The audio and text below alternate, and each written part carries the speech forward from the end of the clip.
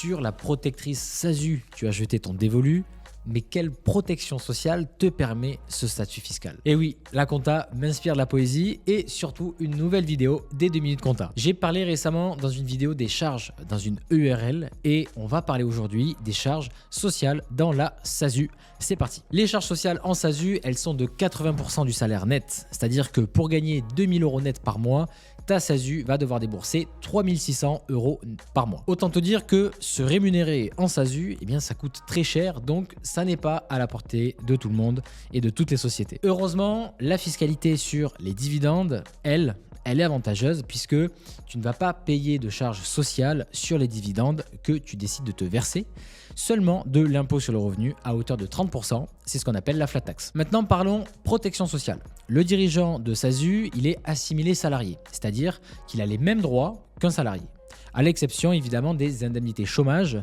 Il faut savoir que le président va cotiser sur son salaire pour le chômage, mais que cela ne lui génère aucun droit supplémentaire au niveau chômage. C'est dommage, mais c'est comme ça. Et c'est exactement la même chose d'ailleurs pour un gérant de URL. À part ça, eh bien, ce sont les mêmes droits qu'un salarié en contrat classique. Pour valider un trimestre de retraite pour un président de SAS, eh bien, il faut qu'il se rémunère au moins 594 € par mois. Pour bénéficier des indemnités journalières de la sécurité sociale, ce qu'on appelle IJSS, en cas d'arrêt maladie, de maternité ou bien d'accident, eh bien, le président de la SASU, il va devoir justifier d'une rémunération minimale soumise aux cotisations sociales.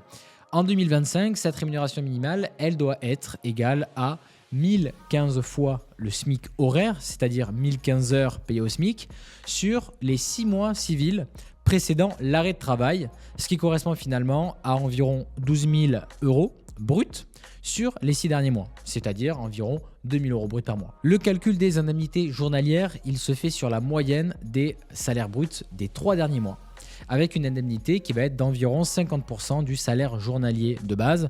Et ce montant, il peut être plafonné à un certain niveau, environ 44 € par jour aujourd'hui. Sans cette rémunération minimale, eh bien, le président il ne pourra pas bénéficier des IJSS, il ne sera donc pas couvert, même s'il est affilié à la sécurité sociale en tant qu'assimilé salarié. Voilà, on commence par de la poésie, on finit par des maths, c'est ça les 2 minutes compta. Donc si le statut de la SASU t'intéresse, eh bien, tu peux consulter notre vidéo qui apparaît sur l'écran. Et en parallèle, eh bien, je t'invite à t'abonner à la chaîne en cliquant sur la cloche. Et si tu veux nous poser des questions, eh bien, tu peux toujours nous contacter via le lien dans la description. À très vite.